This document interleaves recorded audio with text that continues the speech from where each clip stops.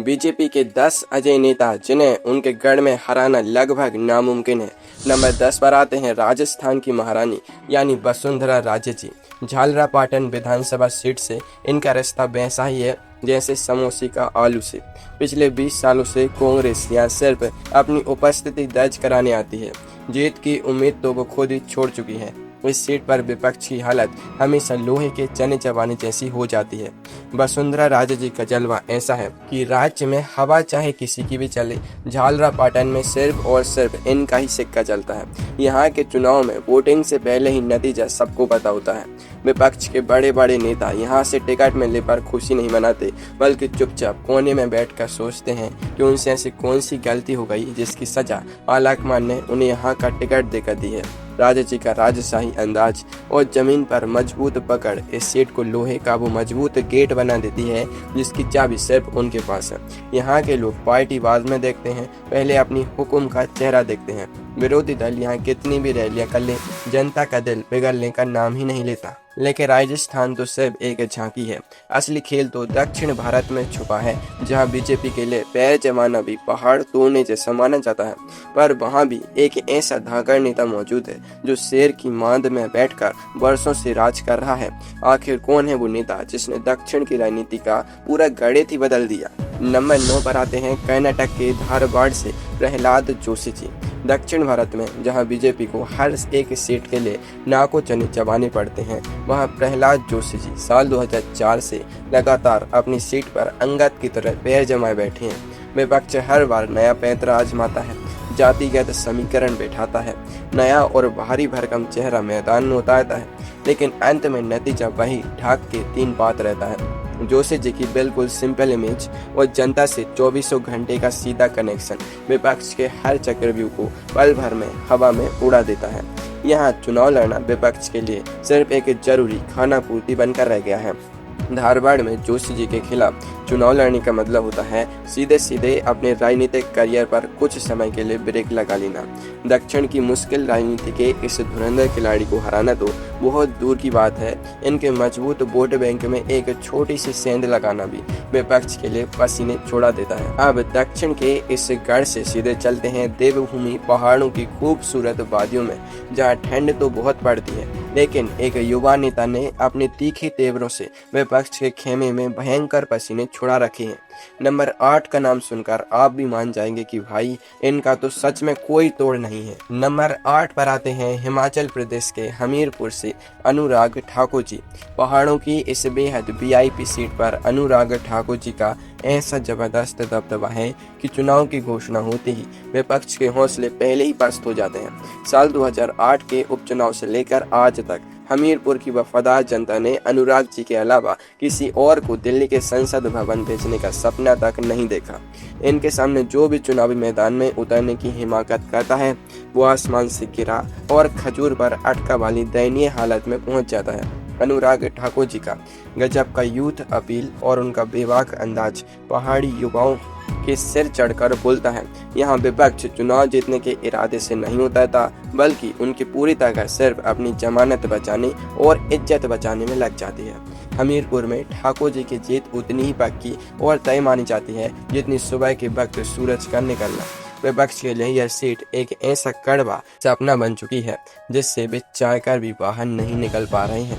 पहाड़ों की ठंडी हवा और कड़क राजनीति तो आपने देख ली, लेकिन अब बात करेंगे देश के उस सबसे बड़े सूबे की जहां की राजनीति सीधे दिल्ली के सिंहासन का रास्ता तय करती है। नंबर 7 पर एक ऐसे नेता हैं जिनकी शराफत और मुस्कान के आगे बड़े बड़े आक्रामक सूरमा भी पल भर में पानी बहाते नजर आते हैं। नंबर 7 पर आते हैं उत्तर प्रदेश की राजधानी लखनऊ से देश के रक्षा मंत्री राजनाथ सिंह जी। लखनऊ की नवाबी संस्कृति, तहजीब और कबाब के बीच राजनाथ सिंह जी की कड़ी निंदा और बेहद सौम्य व्यवहार का ऐसा जादू चलता है कि विपक्ष मतदान से पहले ही हथियार डाल देता है। पूर्व प्रधानमंत्री अटल बिहारी वाजपेयी जी की इस ऐतिहासिक विरासत वाली सीट को राजनाथ जी ने अपनी साख और काम के दम पर आज और भी ज्यादा मजबूत कर लिया है। यहाँ के चुनाव में विपक्ष सिर्फ एक रस्म अदायगी करने के लिए अपना उम्मीदवार खड़ा करता है। राजनाथ जी की जीत का विशाल अंतर देखकर मतगणना के दिन विपक्ष के नेताओं को दिन में तारे दिखाई देने लगते हैं, लखनऊ की जनता को उनकी शालीनता और हर सुख दुख में खड़े रहने की आदत इतनी पसंद है कि घोर विरोधी भी मंच पर उनके खिलाफ खुलकर बोलने से कतराते हैं। यहाँ का चुनावी गढ़ बहुत सीधा और साफ है। राजनाथ सिंह जी मैदान में खड़े हैं तो बाकी सारे उम्मीदवार सिर्फ गिनती पूरी करने के लिए फॉर्म भरते हैं। लखनऊ की इस लाजवाब तहजीब के बाद अब बारी है उस ऐतिहासिक शहर की जो भारत के सबसे पावरफुल संगठन का दिल माना जाता है। नंबर 6 पर जो नेता मौजूद हैं उनके काम की तारीफ तो घोर विरोधी और कट्टर दुश्मन भी संसद में खड़े होकर सरेआम करते हैं। नंबर 6 पर आते हैं नागपुर से नितिन गडकरी जी। नागपुर यानी राष्ट्रीय स्वयंसेवक संघ का हेडक्वार्टर। यहाँ बीजेपी की वैचारिक जड़ें सबसे ज्यादा गहरी हैं, लेकिन गडकरी जी सिर्फ संगठन के भरोसे हाथ पर हाथ धरकर नहीं बैठते, बल्कि देश भर में फैलाई अपने चमचमाते हाईवे और एक्सप्रेसवे के जाल के दम पर चुनाव जीतते हैं। इनका शानदार काम देखकर विपक्ष के पास उनके खिलाफ बोलने के लिए कोई मुद्दा ही नहीं बचता। नागपुर में गडकरी जी के खिलाफ चुनाव लड़ना मतलब सीधे कंक्रीट की मजबूत दीवार से अपना सिर टकराना है। इनकी भारी लोकप्रियता का आलम यह है कि धुर कांग्रेसी समय तक भी चाय की दुकान पर दबी जुबान से कबूल करते हैं कि बंदा काम तो एकदम सॉलिड करता है। गडकरी जी चुनाव प्रचार में अपना ज्यादा समय नहीं गवाते। वे साफ कह देते हैं कि काम पसंद हो तो वोट देना। फिर भी जनता उन्हें लाखों वोटों के भारी बहुमत से जिताकर संसद भेजती है। इनके सामने जो भी अनाड़ी खड़ा होता है उसका मैदान से 9-2-11 होना पूरी तरह तय होता है। नागपुर की जनता के लिए गडकरी जी राजनीति से बहुत ऊपर उठकर एक सच्चे विकास पुरुष बन चुके हैं। यह तो थे वो दिग्गज नेता जो अपनी व्यक्तिगत साख और काम पर आसानी से जीत जाते हैं। लेकिन अब अपने दिल थाम कर बैठिए, क्योंकि नंबर 5 से जो खिलाड़ी शुरू हो रहे हैं वो हजारों में नहीं बल्कि सीधे लाखों के वोट मार्जिन से विपक्ष का पूरा सूबड़ा साफ कर देते हैं। क्या आप अंदाजा लगा सकते हैं कि गुजरात का वो धाकड़ नेता कौन है जिसे वोटों का जादूगर कहा जाता है? नंबर 5 पर आते हैं गुजरात के नवसारी से CR पाटिल जी। अगर आपको गुजरात की राजनीति में वोटों की असली सुनामी लाइव देखनी हो तो एक बार नवसारी का चक्कर जरूर लगाइए। CR पाटिल जी गुजरात की राजनीति के वो मार्जिन किंग हैं जो जब भी मैदान में उतरते हैं विपक्ष के हौसले पस्त कर देते हैं। साल 2024 के चुनाव में इन्होंने 7,70,000 से ज्यादा वोटों का ऐसा तगड़ा मार्जिन निकाला कि विरोधी पानी मांगते नजर आए। उनके बेजोड़ माइक्रो मैनेजमेंट और बनना प्रमुख वाले सटीक मॉडल के सामने विपक्ष पल भर में भीगी बिल्ली बन जाता है। नवसारी में विपक्ष का काम सिर्फ पोलिंग बूथ पर खाली कुर्सियों पर बैठना और अपनी करारी हार का लाइव गवाह बनना रह गया है। पाटिल जी का चुनावी चक्रव्यूह ऐसा खतरनाक है कि उसमें घुसना तो दूर की बात है, विपक्ष उसके आसपास फटकने से भी थर थर कांपता है। यहाँ का चुनाव कभी मुकाबला नहीं होता बल्कि पूरी तरह से वन मैन शो बनकर रह जाता है। पाटिल जी की जीत का अविश्वसनीय अंदर देखकर देश के बड़े बड़े राजनीतिक रणनीतिकारों के भी तोते उड़ जाते हैं। गुजरात का यह अनोखा रिकॉर्ड तो आपने देख लिया, लेकिन पड़ोसी राज्य मध्य प्रदेश में भी एक ऐसे मामा बैठे हैं जिन्होंने हालिया चुनाव में वोटों का ऐसा गगनचुंबी पहाड़ खड़ा कर दिया कि विपक्ष उस मलबे में पूरी तरह दब गया। चले बिना देर किए जानते हैं कि नंबर 4 पर कौन है। नंबर 4 पर आते हैं मध्य प्रदेश के विदिशा से शिवराज सिंह चौहान जी। मध्य प्रदेश के इस लाडले और सबसे चहेते मामा का जादू जनता के सिर चढ़कर इस कदर बोलता है कि विरोधी दल चारों खाने चित हो जाते हैं। साल 2024 के लोकसभा चुनाव में शिवराज जी ने विदिशा सीट से 8,21,000 से भी अधिक वोटों के ऐतिहासिक और जादुई अंतर से जीत दर्ज करके पूरे देश के सियासी पंडितों को हैरान कर दिया था। इस रिकॉर्ड तोड़ और प्रचंड जीत के बाद विपक्ष की हालत काटो तो खून नहीं जैसी सुन्न हो गई थी। लाडली बहना योजना का मास्टर स्ट्रोक और उनका हमेशा जमीन से जुड़ा रहने वाला सहज स्वभाव विदिशा की हर माँ बहन और युवा को उनका पक्का दीवाना बना देता है। यहाँ विपक्ष का चुनाव लड़ना आना मतलब सीधे सीधे अपने राजनीतिक करियर की आत्मघाती बलि चढ़ाना है। विदिशा की आम जनता शिवराज जी को कोई बड़ा नेता नहीं बल्कि सीधे अपने परिवार का सगा सदस्य मानती है। इसलिए यहाँ कोई भी बड़ी राजनीतिक लहर या तूफान आए, मामा का अभेद्य किला हमेशा अपनी जगह पर अड़िग रहता है। विपक्ष के लिए यह सीट एक ऐसा कड़वा घूंट बन चुकी है जिसे वो ना तो निगल सकते हैं और ना ही उगल सकते हैं। अब यहाँ से कहानी और भी ज्यादा दिलचस्प होने वाली है क्योंकि एंट्री हो रही है टॉप 3 नेताओं की। नंबर 3 पर एक ऐसा नाम सामने आ रहा है जिसके नाम मात्र की गूंज से ही विपक्ष के पूरे खेमे में भयंकर खलबली मच जाती है। उनका गढ़ कोई साधारण इलाका नहीं बल्कि एक पवित्र मठ है जहां राजनीति और आस्था का सबसे अनोखा संगम देखने को मिलता है। नंबर 3 पर आते हैं उत्तर प्रदेश के गोरखपुर से फायर ब्रांड मुख्यमंत्री योगी आदित्यनाथ जी। गोरखपुर और गोरक्षपीठ ये दोनों नाम पूर्वांचल की धरती पर एक दूसरे के पूरक बन चुके हैं। योगी आदित्यनाथ जी के लिए गोरखपुर सिर्फ एक सामान्य चुनावी क्षेत्र नहीं है बल्कि यह उनका पवित्र आध्यात्मिक घर और तपोभूमि है।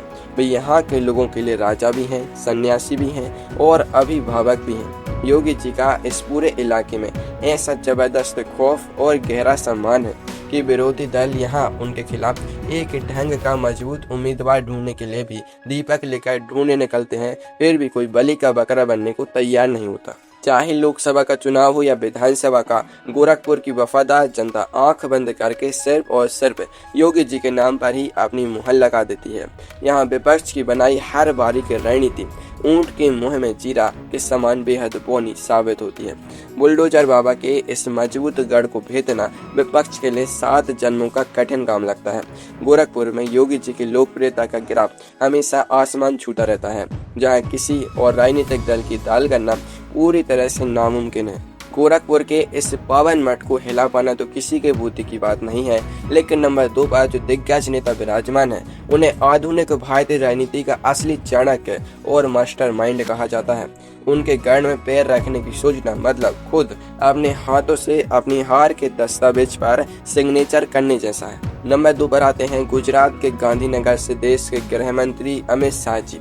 गांधीनगर लोकसभा सीट बीजेपी की वो सबसे सुरक्षित तिजोरी मानी जाती है जिसकी चाबी हमेशा से पार्टी के सबसे कद्दावर और शीर्ष नेताओं के पास ही सुरक्षित रही है। लाल कृष्ण आडवाणी जी के लंबे राज के बाद अब अमित शाह जी इस सीट की कमान पूरी मजबूती से संभाल रहे हैं। अमित शाह जी का तैयार किया गया सांगठनिक ढांचा और चुनाव जीतने की उनकी क्रोनोलॉजी इतनी ज्यादा सटीक होती है कि विपक्ष के बनाए सारे के सारे समीकरण धरे के धरे रह जाते हैं। गांधीनगर में चुनाव के पूरे सीजन के दौरान विपक्ष सिर्फ टीवी स्टूडियो के बंद कमरे में बैठकर लंबी चौड़ी बहस करता दिखाई देता है। जमीन पर उनका दूर दूर तक नामो निशान भी नहीं मिलता।